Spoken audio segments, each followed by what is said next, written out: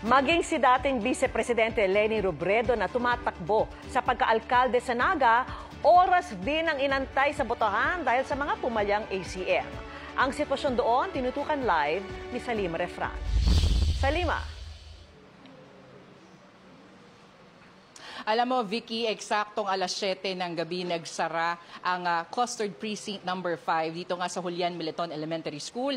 At good news, katatapos lang namin mag-transmit ng resulta ng botohan. Na-transmit na po ang election returns sa National Board of Canvassers, Provincial Board of Canvassers, City Board of Canvassers at maging sa media server. Kanina lamang naiprint na rin yung election returns para, nasa 30 yan na election returns para dun sa ating mga national positions. Pero Vicky, kukwento ko lang, medyo naantala kanina yan dahil maging yung printer natin nag-overheat.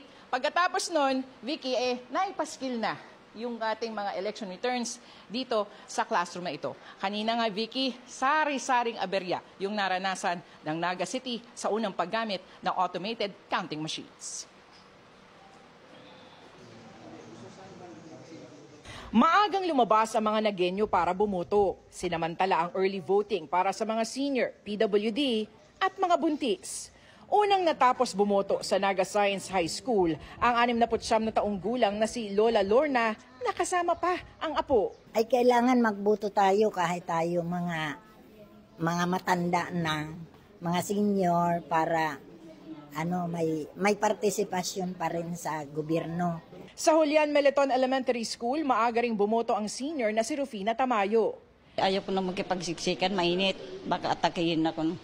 Nakaboto rin ang totally blind na si Rico Pano sa tulong ng kanyang anak.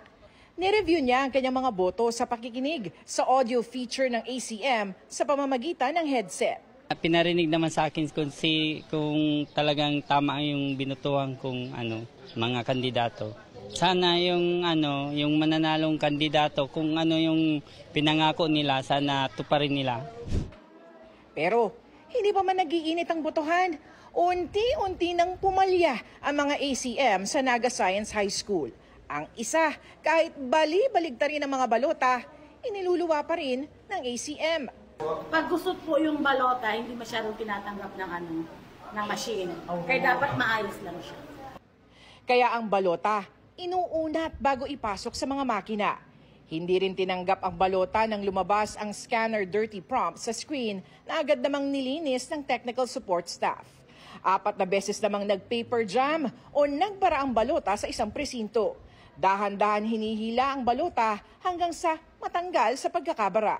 May maluwag lang pong hinge dun po sa ACM po natin kasi pag-open po siguro nung ACM kanina, medyo maluwag lang po yung pagkasarado and naayos ko naman po.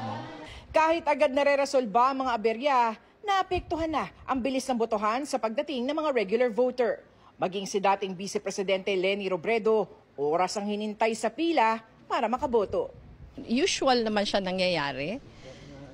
Siyempre nakakaabala doon sa mga pumipila para bumoto. Ang iba 3 oras pumila. Pag nagkakaaberya yung machine, di lalo napapatagal. Pero otherwise, maliban doon, mukhang okay naman dito sa amin. Tumatakbo si Robredo para sa pagka-alkalde ng Naga City, kalaban ng 3 independent candidates. Si dating Pandan Catanduanes Mayor Toots de Quiros, abogadong si Ganda Abrazado at ang retiree na si Louie Ortega.